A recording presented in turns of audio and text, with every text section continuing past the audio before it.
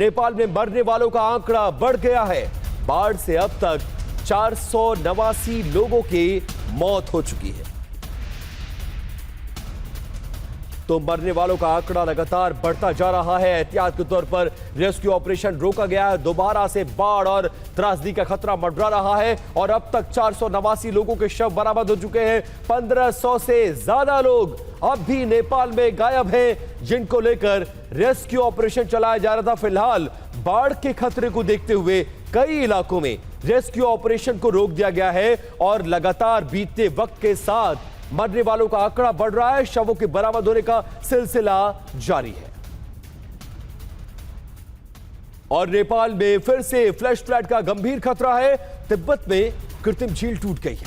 शुआकेन पोइक त्यांगपो में नदी जो बनी थी वहां पर वो झील थी और झील टूटने से नेपाल के रसुआ जिले में अलर्ट है। लोगों को सतर्क रहने के लिए कहा गया है। और इस बीच नेपाल के पीएम बालेन शाह ने एक संदेश जारी किया है। नेपाल के पीएम ने तमाम नेपाल वासियों को अलर्ट रहने के लिए कहा है। पीएम बालेन शाह ने इस दौरान निर्देश जारी किए हैं। सर्च ऑपरेशन को एहतियात के तौर पर नेपाल सरकार ने रोक दिया है।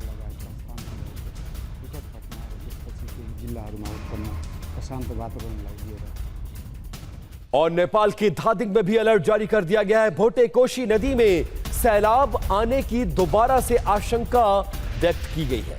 नदी किनारे रहने वालों को अलर्ट जारी कर दिया गया है और सुरक्षित जगहों पर इस दौरान जाने के निर्देश, यानी नदी के किनारे लोग अपना आसरा ना बनाएं, जो आशियाना है उसको छोड़ें और घरों की परवाह ना करें, बल्कि जान बचाने को प्रेफर करें। और तिब्बत में फिर से खतरा मंडरा रहा है। झील टूटी तो खतरा बहुत ज्यादा बड़ा हो सकता है और तिब्बत की कृत्रिम झील आंशिक रूप से टूटी है। शुओकेन पोइक त्यांगपो नदी के संगम पर यह पूरी झील बनी थी। कृत्रिम झील में 20 लाख घन मीटर पानी जमा हुआ था। झील के टूटने से बहुत बड़ी तादाद में पानी बह गया है और चीन ने पहले से लेवल 4 का अलर्ट जारी किया था। तो झील फटने से आशंका क्या है, यह भी जानिए। शुओकेन पोइक त्यांगसो नदी तिब्बत से निकलती है। दोनों नदियां नेपाल की भोटेकोशी नदी की धारा में आकर मिलती हैं। झील के फटने से भोटेकोशी नदी में फिर से सैलाब आने की आशंका व्यक्त की गई है। नेपाल के रुसुआ जिले में तबाही का फिर से खतरा मंडरा रहा है और यह खतरा बड़ा हो गया है। और बड़ी खबर से शुरुआत कर रहे हैं। नेपाल में तबाही का एक नया वीडियो आया है। अचानक आया सैलाब, सब कुछ अपने साथ बहा ले गया। ये सैलाब, तबाही और त्रासदी की बिल्कुल लेटेस्ट तस्वीरें हैं, जो अब धीरे धीरे कर नेपाल वासियों ने अपने मोबाइल में इसको बनाया था। लेकिन ये देख सकते हैं कि कैसे एक बिल्डिंग सैलाब में घिरी हुई है और उसकी बालकनी में कुछ लोग फंसे हुए, वो अपनी आंखों से देख रहे हैं कि बिल्डिंग के चारों तरफ सैलाब आया है। घर के सामने की तरफ सैलाब में बड़ी बड़ी गाड़ियां बहकर आ रही हैं और जान हथेली पर लेकर कोई जोर नहीं है इस सिचुएशन में। ऐसे में नीचे उतरेंगे तो भी मौत है और बिल्डिंग बह गई तो भी मरना तय है। ऐसे में यह परिवार लगातार फंसा रहा और एक घर आप तस्वीरों में नहीं देख रहे हैं। इस तरह के तमाम घरों को आप देख सकते हैं जो सैलाब के पानी में घिरे हुए हैं और दूसरे मंजिल तक पानी और सैलाब और कीचड़ पहुंच चुका है। ऐसी परिस्थिति में कई हजार नेपाली नागरिक रहने के लिए मजबूर थे। यह पूरी 3 मंजिला ऊंची इमारत है और तीसरे फ्लोर पर यह परिवार फंसा हुआ नजर आ रहा है। और तिब्बत में ड्रोन के जरिए रेस्क्यू किया गया है। दूर दराज के इलाकों में ड्रोन से ऑपरेशन चलाया जा रहा है। सुरक्षा बलों को ड्रोन से भेजा जा रहा है और ये उसकी तस्वीर हम दिखा रहे हैं, कैसे सुरक्षा बल जान को जोखिम में डालकर नदी को पार कर रहे हैं और जो लोग नदी के किनारे फंसे हुए हैं उनको बचाने के लिए किस तरह की एक्सरसाइज चल रही है, ये तस्वीर देखिए। बहुत बड़ा ड्रोन है और ड्रोन के जरिए सुरक्षा बलों को उन जरूरत वाले इलाकों में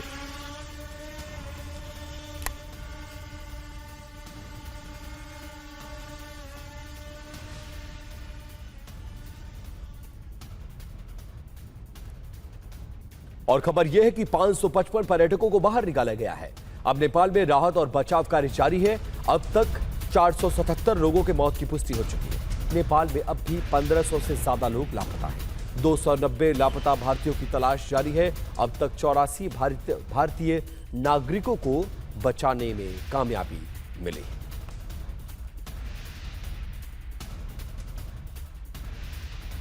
तो नेपाल से इस वक्त की एक बड़ी खबर आ रही है। नेपाल में बाढ़ का नया अलर्ट जारी किया गया है। टीवी 9 की रिपोर्टिंग के दौरान यह अलर्ट अनाउंस किया गया है। अलर्ट के बाद भागते नजर आए हैं उस इलाके में रहने वाले नेपाली नागरिक। उसकी तस्वीरें और हमारे संवाददाता आकाश वत्स भी वहां पर मौजूद थे। क्या हुआ? क्या फिर से बाढ़ आ रही है? फिर से बाढ़ आ रही है। आइए मनीष, जल्दी आइए। ये कब सूचना कब मिली? अभी चल, लेट्स गो फास्ट। ये अभी सूचना मिली है कि फिर से बाढ़ आ सकती है और इसी सूचना के बीच हम इस स्थान को छोड़ रहे हैं। मनीष जल्दी आइए। यहाँ जो टीम खड़ी थी वो टीम और सारे लोग यहाँ से बहुत तेजी से निकलते जा रहे हैं। मनीष तेजी से आइए। चारों तरफ अफरा तफरी का माहौल है। लोग यहाँ से किसी तरीके से निकलना चाहते हैं। कहाँ? किधर? इधर। आइए। यहाँ जो जेसीबी से काम चल रहा था उसे रोक दिया गया है और यहाँ जो सशस्त्र प्रहरी के जवान हैं वो लगातार लोगों को सूचना दे रहे हैं कि आप लोग इस इलाके को खाली कर दीजिए। मनीष जल्दी से चलिए।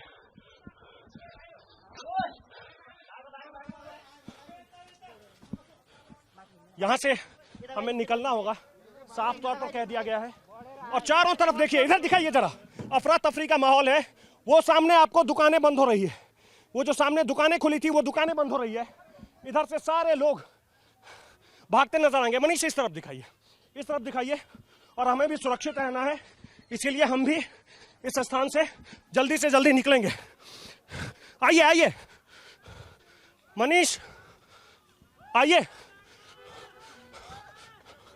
लोगों को बताया जा रहा है कि यहाँ हालात ठीक नहीं है और इसे खाली करना होगा।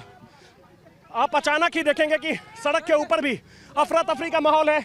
इधर देखिए, जो लोग दूर से देखने आए थे, जिनके घर हैं, वो सभी लोग अब इस जगह को छोड़ चुके हैं। बहुत तेजी से आपको गाड़ियां निकलती हुई दिख रही होंगी और यहाँ जितने लोग हैं उनको साफ तौर पर कहा गया है कि वो जल्दी से जल्दी इस इलाके को खाली कर दें और उन्हें यहाँ से बाहर जाने को कहा गया है। अचानक ऐसी क्या सूचना आई? अभी अलर्ट रहने के लिए बोला है। अभी उधर थोड़ा मुश्किल वक्त है, अभी और कुछ नहीं है।